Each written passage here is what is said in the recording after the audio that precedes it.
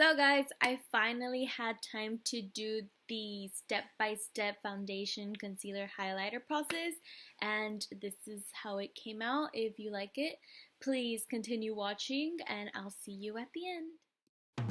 Step 1. I prime my face with the Becca Ever Matte Poreless Priming Perfector, which was recommended to me by a friend, but I only apply it to my T-zone because those are the only areas that are pretty oily. And personally, I think it works perfectly because I don't have a very oily face. It's only a bit. So if you have I guess you could say on a scale of 1 to 5, if your face is a 3, I really recommend this primer. Step 2. Using a foundation brush by Lancome, I apply the Sephora oil-free foundation, color Clear Light, onto my skin. I usually apply it to my red marks or maybe acne scars, and then I slowly blend it out with my beauty blender.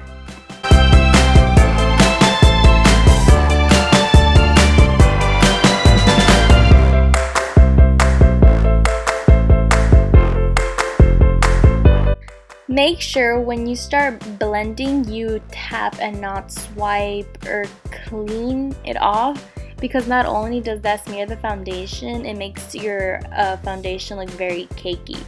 It doesn't matter. I usually recommend that people take their time in this step, just because if it's not done properly, your face can look two different colors.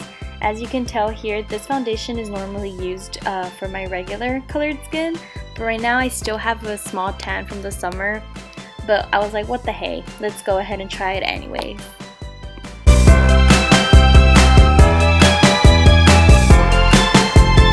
Using the Born This Way concealer by Too Faced color light medium, I form a triangle in my under eye area and swatch it all the way out to where my eyebrow usually ends. I repeat the process to my other eye. I tend to use a lighter shade than my actual color just because I wanted to enhance my cheekbones once I contour my face. But if you really are only trying to conceal your eye bags, I recommend using an orangey color or color correctors. But like I said, it's really up to y'all on what you're going for. But personally, I just like to enhance my cheekbones. Going back in with my beauty blender, I dab until it is gone. Like I said, make sure you take time in this process because if it is not done correctly, it can look very ugly. Now, using this setting powder, which I really don't know where I got it. I think my friend gave it to me, but it looks like this. And using a wedge, I set my under eye area and my T-zone just so that I can avoid creases throughout the day. Usually if you prime your whole face, this doesn't really happen, but you know, I like to take precaution and make sure that it doesn't happen at all. But this can also cause a dry face, so if you do have a dry face already, I don't recommend it. Using the lauramercier contour and highlight kit and using the Sephora brand Pro Angled Contour Brush number 75, I use the lighter shade that comes in the contour kit and I contour my face. I start off where my ear starts and form a diagonal line up to where my eyeball starts. I repeat the same process to the other side of my face and then I do my jawline. Make sure when you blend this out, you blend it out perfectly. The other two color contour colors that come in the kit, I only recommend for fancy dates, such as prom, a wedding, your quinceañera, if you're a bridesmaid, or you know, formal things like that.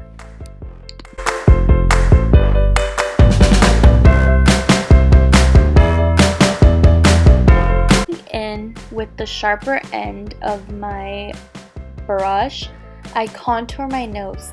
This isn't the brush I usually use, but I did break my other one, so just so that y'all know I do contour my nose, I did it in the video.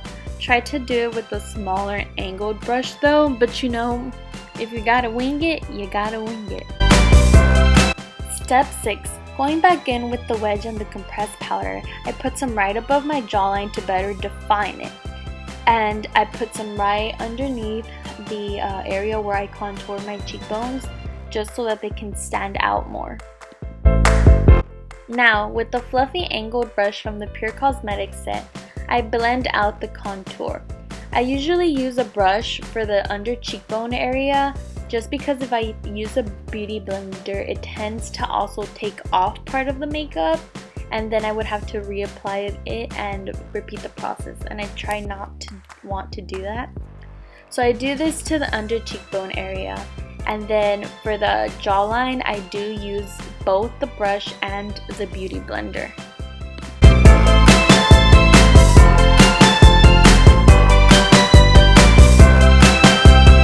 Step 8, guys.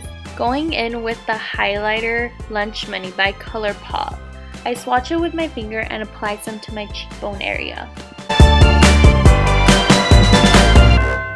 After applying my first highlighter, I go in with my second highlighter, which is Laura Mercier Color Addiction, and I apply it right above the highlighter that I first applied. Usually I try not to go really harsh with the highlighter, but since this look is kind of a going out look, I went ahead and did it anyways. Step 9. Going in with a Morphe brush, which was given to me by a friend, I go in and apply the Maybelline blush color Wild Blossom under my cheekbone area, almost on top of where I contoured my face.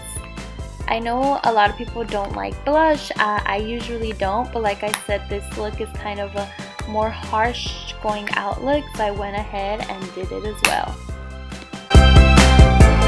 Step 10. Going in with the setting spray, I have two, the Makeup Forever one and the Urban Decay All Nighter spray. But since I wanted a kind of a dewy finish, I went ahead and used the Makeup Forever spray and I sprayed it all over my face. Some got in my eye in this video. Sorry, me, for doing that to myself, but you know, it's okay. I didn't go blind. I go ahead and finish this look. Hola, señoritos. We are at the end of this step-by-step process. This is the process I do literally all the time. The only thing that changes are maybe the brands of concealers or highlighter or foundation. But as usual, I will put everything down below so that you can see or buy what I used. But anyways, thanks for watching.